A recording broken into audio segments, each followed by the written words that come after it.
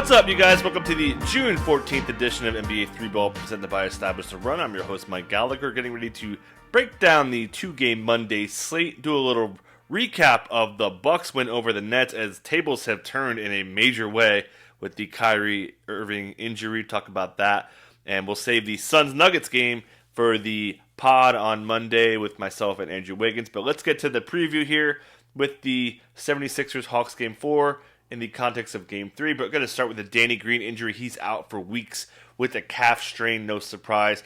Not really a big deal. Maybe finals Danny Green, but playoffs Danny Green, not a huge deal. And the Sixers starters had the best lineup in the NBA at a plus 39 net rating among lineups with 24 minutes.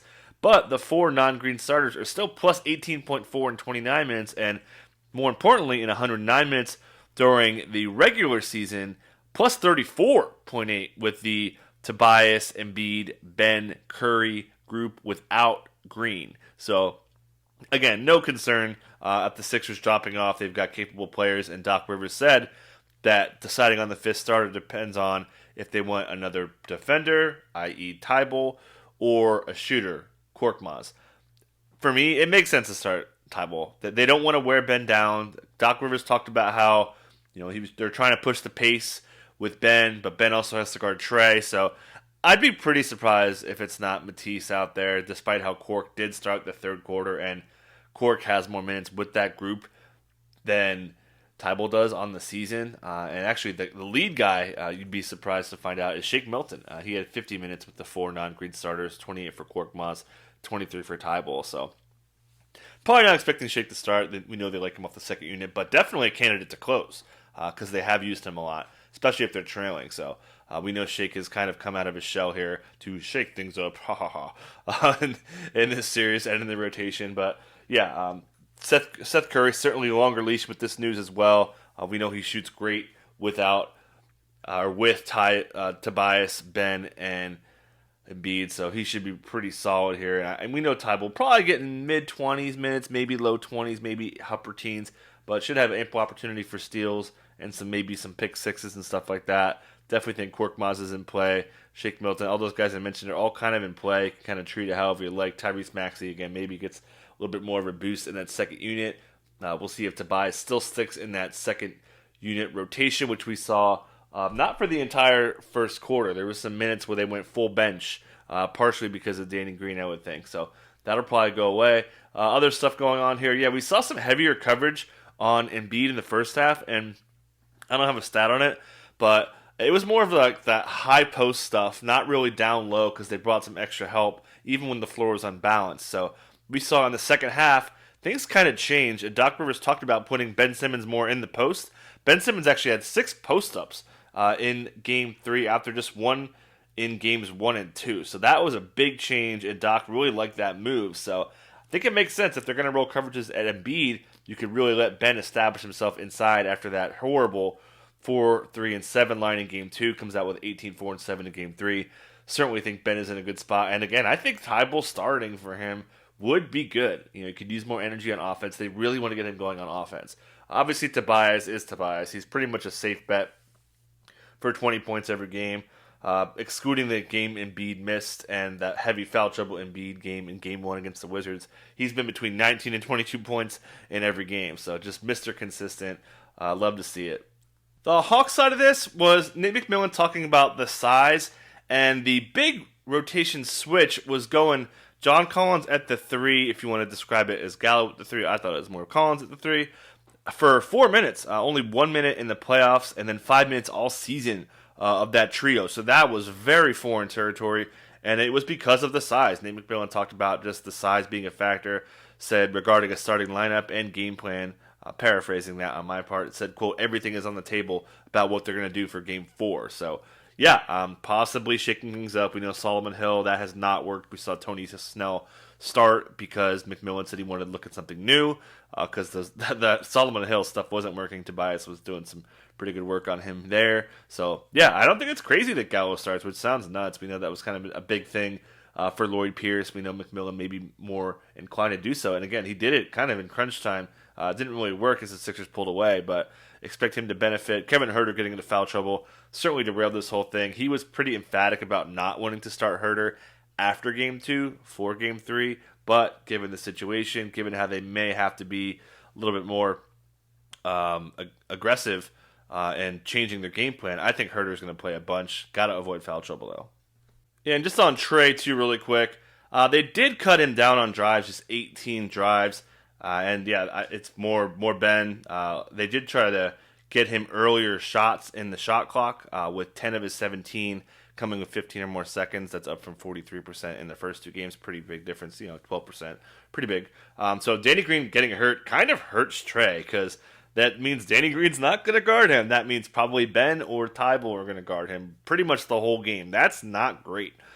So even if it's Korkmaz, that means Ben's going to be on him. They're obviously not going to put Curry or anybody else. It's going to be Ben. So yeah, Trey's kind of a loser from this Danny Green stuff. Obviously, Clint Capella, horrible spot. I mean, going against Embiid, 28 minutes each of the last 2 games. Lost minutes late in this game as they were trailing. Certainly think the Sixers had the upper hand, so a lot of things can go bad.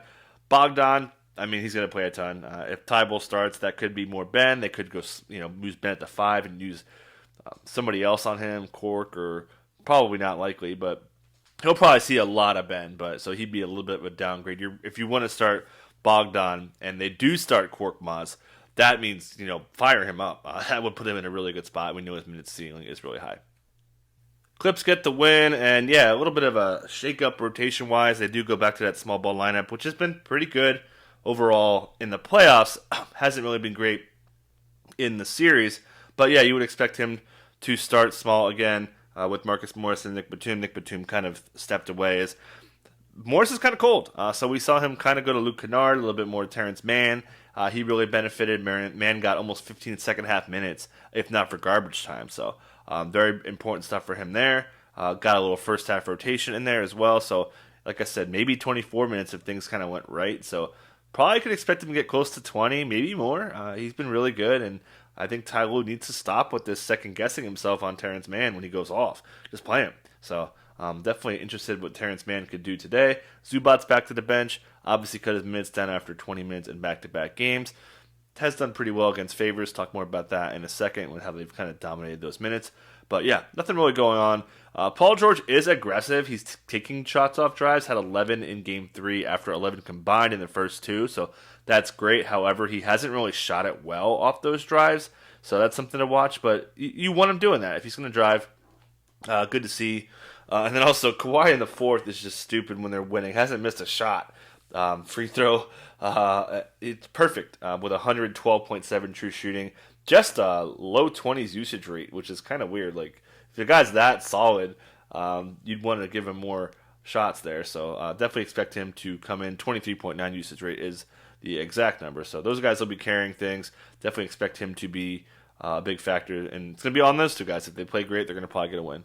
Yeah, Utah side of this, obviously the headline is Donovan Mitchell with the ankle tweak. This is the same ankle that kept him out. So he says he's going to play. Don't forget, we thought he was going to play in Game 1 against the Grizzlies. That didn't happen. So we'll see. Certainly not a sure thing. Mike Conley, maybe he returns. I don't have the injury report as of this recording. So we'll see. That would obviously affect Ingles, probably more than anybody else. And then if for some reason Mitchell doesn't play, Jordan Clarkson has been the clear beneficiary. Really nice boost to his points. Certainly going to be chucking a bunch as they'll have to kind of rotate in. But yeah, we wouldn't see Trent Forrest because they're just playing Ingles there as their main guy. So we'll see what happens. Probably one of those 2 guys are going to play. Also, Bojan Bogdanovic. Both the Bogdanoviches are playing a lot of minutes. Royce O'Neal's also playing pretty good minutes here. But specifically with Bojan, they really ran him up there. He would have been at 22 second half minutes if not for garbage time. So he would have been up there. Royce for 21. They're playing a lot. So definitely can count on those guys to play a bunch. But it obviously depends on how healthy Mitchell's ankle is. Do a little recap of Nets Bucks. And yeah, Kyrie Irving sprained his ankle. Looked terrible. Landed on Giannis Antetokounmpo's foot. Looks bad. X-rays negative. I assume he's going to miss at least 2 games.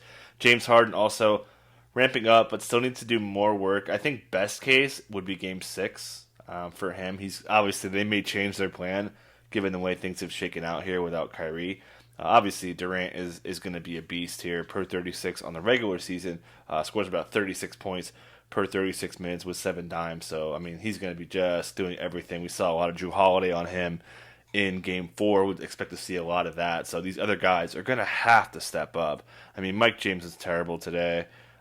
Jeff Green didn't quite have it. Definitely looked rusty. Joe Harris still can't find his shot. Was obviously a little bit better than that 1 of 11 line. And Blake lost minutes as well as they kind of shook things up, I think, for how the game was going. So, yeah, the Nets suddenly not looking great. Bucks starting lineup, pretty much across the board, thought played pretty well. Brook Lopez gave them really good minutes. Didn't really produce much on the stat sheet with 6 and 11, but it was impactful. He definitely was a big obstacle for their defense. And Giannis obviously ultra aggressive, not taking as many jumpers. He really tried to get in the paint and did so. 34 points, no surprise. He did really well. A little bit more stuff for Jrue Holiday earlier in the game, and then kind of went away from it. Middleton, pretty solid. Great contributions. Had a really sick block on Durant. But, yeah, I mean, the Bucks have all the momentum now. Can't imagine Harden plays in Game 5, which is the most important game, really. If they don't have Harden for Game 5 and they could somehow take that game, could Bucks and 6 it up. So we'll see, but these starters are playing like we thought they were going to coming into the series. So that's going to do it. Catch you guys for the pod with Wiggins later today.